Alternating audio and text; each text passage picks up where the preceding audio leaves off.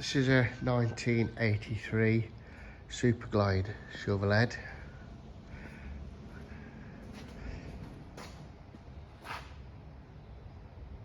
It's got matching frame and engine numbers. I've not had it running yet, but I'm going to try again in a second.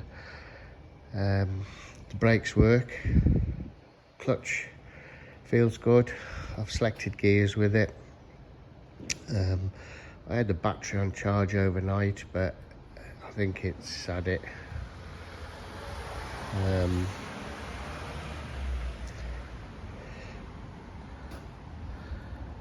It's got 97,000 miles on the clock. Seems high, but who knows. The motor looks dry. Came from West Virginia.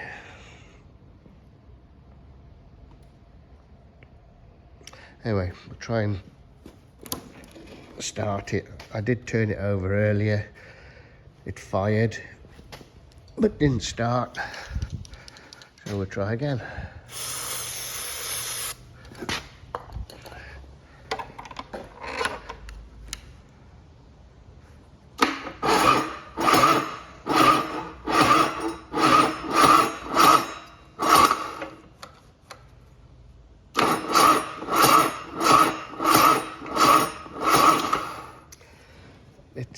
It seems very lazy, the starter does.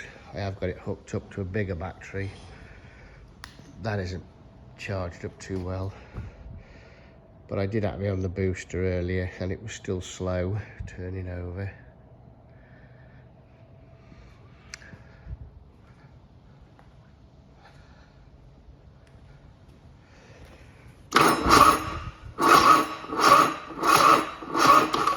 Anyway, it has fired up, so there is hope for it. There you go. Oh, and there's the seat.